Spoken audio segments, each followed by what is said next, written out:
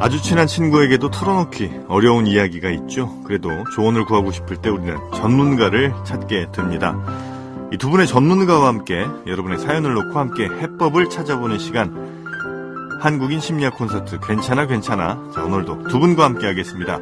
가정경영연구소의 강학중 소장님, 그리고 나우미 가족문화연구원의 김숙기 원장님입니다. 두 분 안녕하세요. 안녕하세요. 네, 자, 오늘도 사연이 좀 있으니까 사연 잘 좀 들어주시고 같이 고민해 주시면 좋을 것 같습니다. 또 듣는 청취자분들께서도 이 사연 함께 들으시면서 나라면 이런 경우 어떻게 하면 좋을까, 이렇게 같이 또 생각해 주시면 좋을 것 같습니다. 먼저 사연으로 가보죠.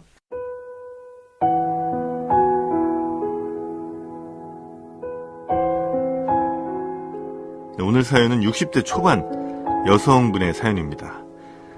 안녕하세요. 저는 30대 후반에 남편과 사별했고 아들 하나를 혼자 키웠습니다. 3년 전 아들이 결혼을 했고 아들과 며느리는 제가 사는 지역과는 1시간가량 떨어져 있는 다른 지역에 삽니다. 저는 며느리 얻으면 쿨한 시어머니 되고 싶었습니다. 간섭하지도 않고 잔소리하지 않고 무엇보다 고부 갈등 없어야 제 아들 마음도 편할 테니까요. 제가 이렇게 마음 먹은 데는 또 저희 언니가 경험했던 고부 갈등도 있었습니다. 언니는 며느리와 사이가 좋지 못했고요. 나중에는 서로 얼굴까지 붉히면서 심한 말도 할 정도였습니다. 지금이야 언니도 며느리야 그럭저럭 지내고 있지만 언니가 처했던 고부 갈등 상황을 보면서 저는 적어도 저렇게 며느리와 안 좋게는 되지 말자, 이렇게 다짐을 했었죠.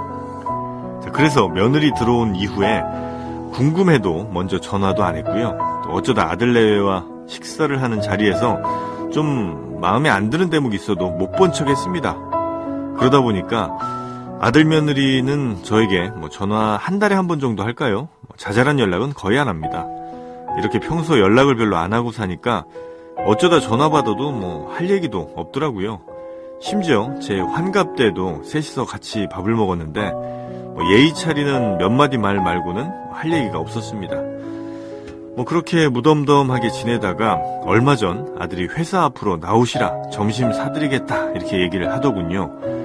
글쎄 웬일인가 싶어서 나갔더니 아니나 다를까 돈을 좀 융통해달라고 부탁하는 겁니다. 집을 좀 늘려서 이사를 하려고 하는데 이쪽 집이 아직 빠지질 않아서 한 5천만 원만 빌려주시면 안 될까 하는 거였습니다. 그럼 그렇지, 자기 아쉬울 때는 연락해서 밥 먹자고 하고 잘 먹고 잘 지낼 때는 애미안부 걱정도 안 되지? 저는 이 말이 목구멍에서 나오려고 하는 걸 겨우겨우 참았습니다. 제 통장에 있는 돈 탈탈 털어서 아들 원하는 돈을 마련해서 보내주고, 그리고 생각을 해보니까 아들 녀석은 아마도 마지막에 돈이 순조롭게 융통이 됐다면 저한테 이사한다고 상의도 안 했겠다 싶더라고요. 저는 그동안 며느리와 사이가 나빠지지 않으려고 아들 내외의 집안 일에 최대한 간섭 안 하려고 했고, 또 외아들 장가 보내고 홀 시어머니가 유난 떤다, 이 말 안 들으려고 정말 무던히 애써왔습니다. 그런데 그렇게 살다 보니 이젠 아들 내외가 있는 건지 없는 건지 너무 삭막한 겁니다. 그래서 요즘 이런 생각 듭니다. 어떻게 보면 서로 속내도 좀 드러내놓고 말다툼도 하고 잔소리도 하는 건 친해지자는 표시인지도 모르겠다고 말이죠. 제가 너무 쿨한 시어머니 되려고 하다 보니까 이제 결혼 3년 지난 며느리와는 남남처럼 전혀 가까워지지도 않았으니 이게 정말 제가 잘하고 있는 건지 모르겠습니다. 이렇게 마음속의 서운함을 참고 또 참으면서 이렇게 거리를 두고 지내는 게 또 좋은 건지 어떻게 해야 될까요? 아들 하나에 저도 시어머니 노릇을 처음 해보는 거라 정말 잘 모르겠습니다. 네, 쿨한 시어머니 되려고 노력하다가 심적 갈등이 심해지신 한 여성분 사연인 것 같은데요.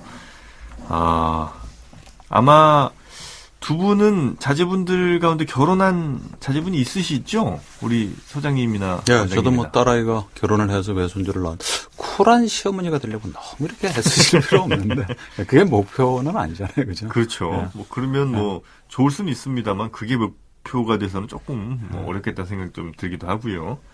글쎄요, 뭐 사연에 대해서 우리 시민분들은 또 어떻게 이야기들을 하셨는지 이 곽지연 리포터가 시민분들 목소리 담아왔거든요. 함께 들어보겠습니다. 저도 아들을 재작년에 전가를 보냈는데 이런 거 안 하려고 노력을 해서 그런지 일주일에 한 번은 꼭 와요. 저희 집에. 절대 난 며느리 집 가지도 않아요. 그거는 아닌 것 같아서 그러니까 오게끔을 만들어주는 거지. 그리고 뒤수 있으면 잘하려고 노력하는 것 같고 나도 역시 안 좋은 거 이런 거는 안 하려고. 자식 교육을 잘못 시킨 거예요. 이렇게 산다는 그 자체는 가정적으로나 도덕적인 부분이 결여됐다고 봐야죠. 아들이 중점적으로 포커스를 맞춰가야지 홀 어머니잖아요. 부모된 입장에서는 사실 자식들이 손을 뻗치면 안 해줄 수도 없는 그런 입장인데 단서를 붙여야 될 것 같아요. 너네 돈 5천만 원을 해주면 엄마한테 서운하게 하진 말아라. 대신에 한 달에 한 2번 정도로 땡겨라. 그래가지고 며느리하고 고부간의 갈등을 타파할 수 있게끔 만들어주는 것이 더 낫지 않을까라는 생각을 해봐요. 이건 아니지요. 왜 아니냐 하면은 외아들이잖아요. 어머니가 아들한테 기대를 참 많이 걸고 있고요. 잘 풀어가려면 엄마가 너무 아들하고 가까이 하는 거는 조금 생각해 볼 문제라고. 서로 간섭하지 말고 시간을 좀 보내고 난 뒤에 만나도 나쁘지 않다고 생각해요. 어느 순간인가 어떤 계기가 되면 대화할 수 있는 날이 올 때 좀 친해져도 되지 않을까. 고부간의 서로 간의 관심으로 이어져야지 사랑이란 것이 나오지, 그렇지 않고선 사랑이라는 것이 나오지 못할 것 같아요.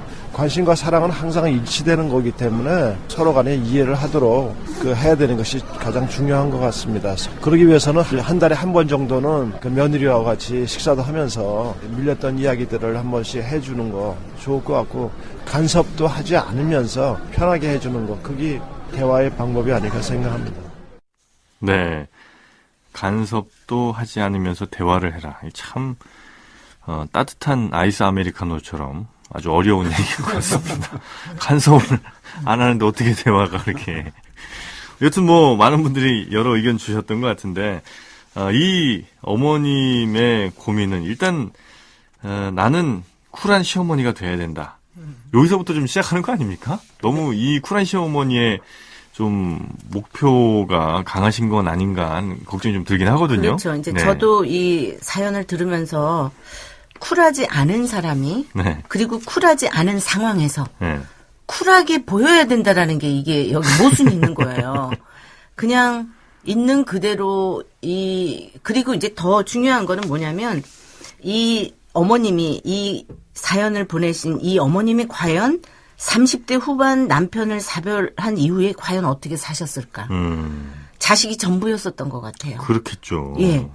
그러기 때문에 저는 실질적으로 너무나 어머님들이 이제 자식을 위해서 이제 헌신하고 희생하는 삶을 그동안 많이 살았잖아요. 네네. 그러다 보면 나의 인생보다는 자식의 어머니로서의 인생을 끝까지 가지고 가시려고 한단 말이에요. 그래서 저는 그 부분을 조금 살펴봤으면 하는 마음입니다. 네. 예. 소장님은 어떻게 들으셨어요? 그러니까요. 뭐 네. 쿨한 시어머니가 되시려는 어떤 생각, 그리고 홀어머니가 외아들을 키웠을 때 그죠? 네.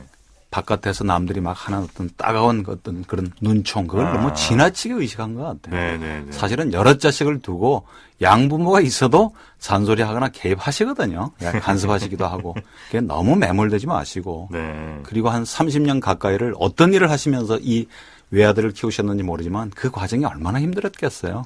그러니까 참 잘하셨어요. 지금까지는. 네네. 잔소리 안 하고 개입 안 하시고 적당한 거리를 두시는 건데 네. 본인이 이제 억울하신 거예요. 외롭기도 하고, 그죠? 괘씸하기도 하고, 서운하기도 하고.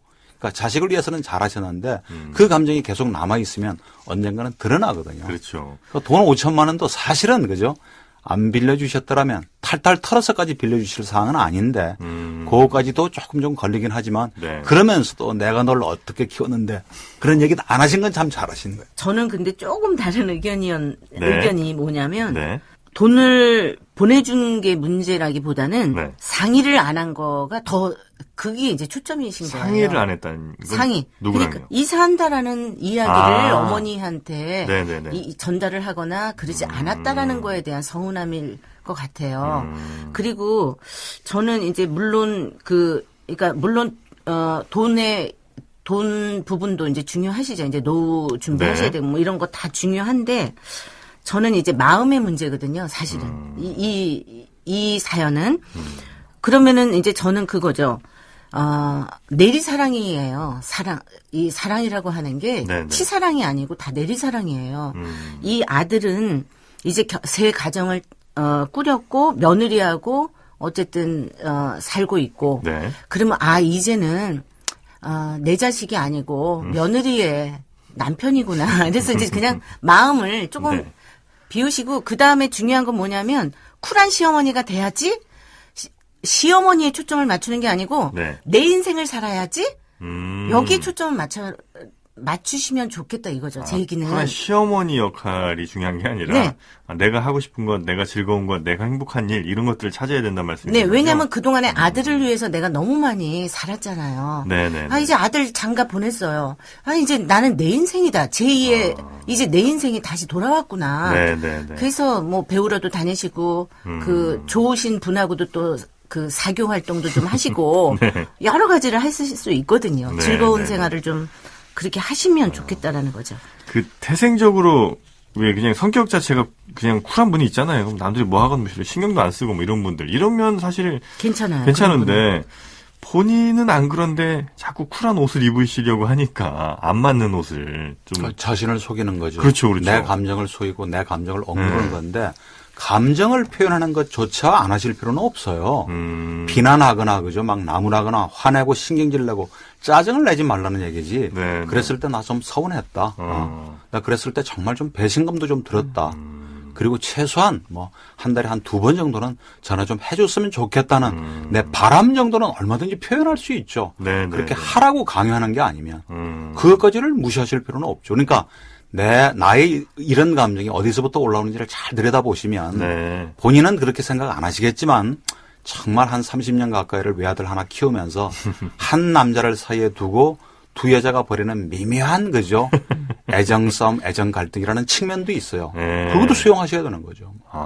이게 고부 갈등의 본질이 그거예요, 사실은. 예. 한 남자를 사이에 두고 네네. 두 여자가 애정 쟁탈전 이렇게 보시면 돼요. 그래요? 예. 왜 희한하게 딸을 두고 두 남자가 예를 들면 뭐 시아버지와 그 사위가 친정아버지하고 사위. 그렇죠. 예. 네. 친정아버지와 사위가 그렇게 막 미묘한 감정 싸움하고 이런 건 별로 없는 것 같은데. 그거는 지나치게 이제 남성 중심 사회였기 때문에 네. 그런 이제 고부 갈등인데 점점 여성들의 이제 인권이 신장이 되고 입김이 쇠지면 네네. 그죠? 장모와 사이의 갈등도 많아지고 네네. 그런 현상도 앞으로 더 나올 겁니다. 저는 사실 이사를 많이 했거든요. 지난 한 4, 5년간 한 6번 이렇게 이사를 했는데 어머니한테 얘기 안 하고 그냥 옮긴 다음에 이사했어요, 이렇게.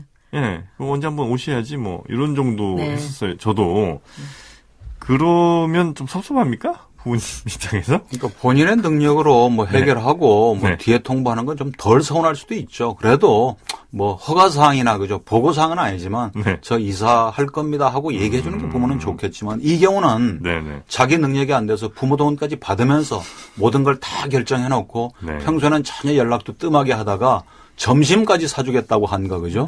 그러니까 어머님이 더 많이 서운하시고 배신감 느끼는 거예요. 어머님은 기대하고 가셨을 것 같아요. 아. 내 아들이 왜 나를 점심 맛있는 거 사다. 오랜만에 데이트처럼. 그럼요. 그러니까 가슴 설레고 네. 너무나 기다렸던 거예요. 내 이 사랑하는 아들 그 정말 금이야 오기야 이렇게 정말 네, 기다렸던 네. 아들이 어머니 식사하러 우리 회사 앞으로 나오세요. 그러니까 너무 옷도 예쁘게 차려입고 이러셨던 거죠. 그러는데 떡하니 돈 얘기를 하니 뒤통수 맞은 기분이죠. 그런데도 불구하고 꾹 참으셨어요.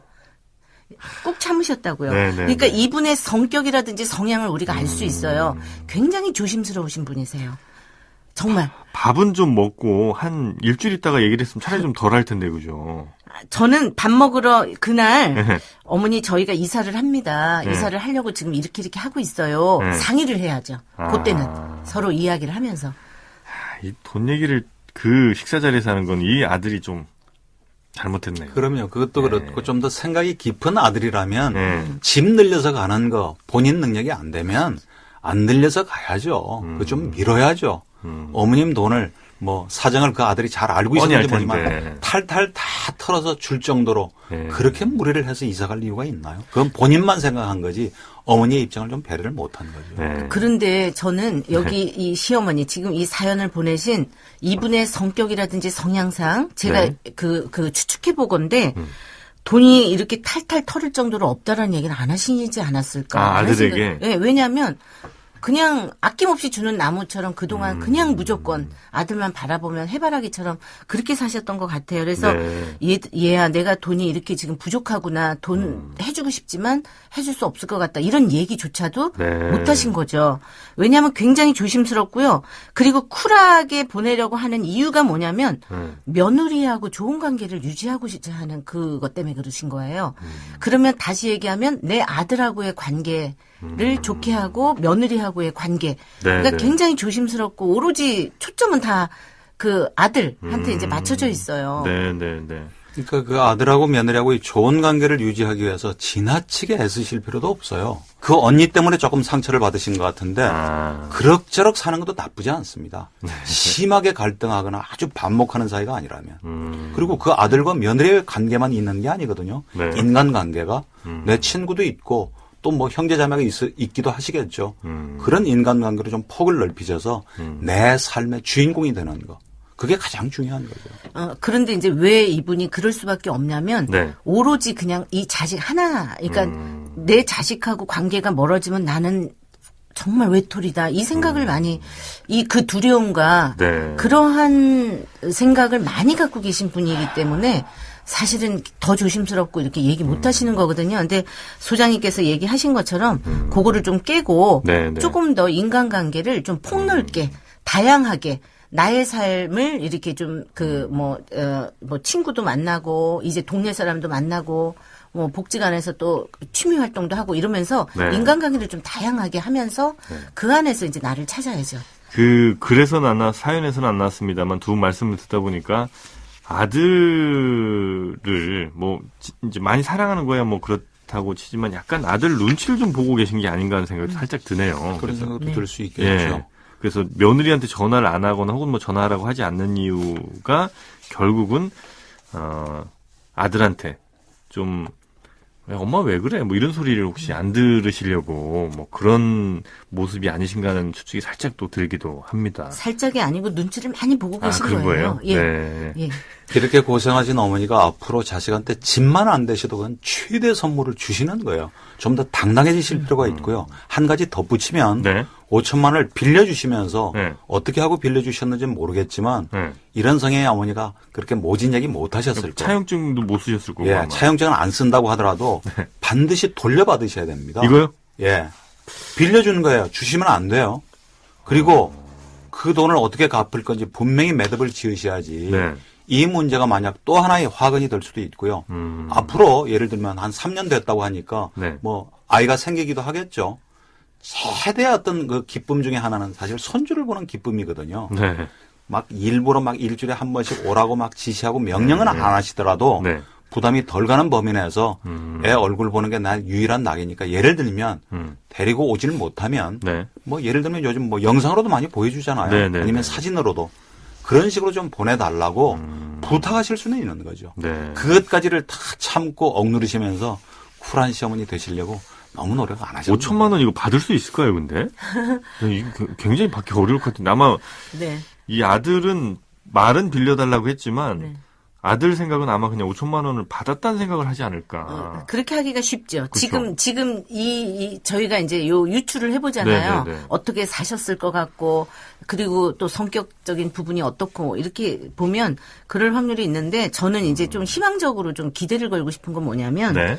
이 아들이 엄마가 고생하면서 자기만 바라보고 이제 사셨던 엄마라는 거를 분명히 알 거라고 저는 모르면 보고요. 안 되죠. 예, 모르면 안 되고 알 거라고 봐요. 네.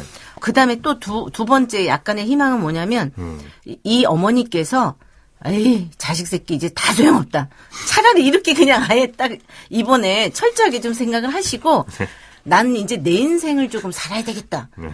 이렇게 하시면서 좀 전환점, 계기가 좀 되셨으면 하는 바람이 있어요. 네. 그래서 말도 좀 마음속으로나마 좀 험하게 하시는 게 좋겠군요. 정 빼려면.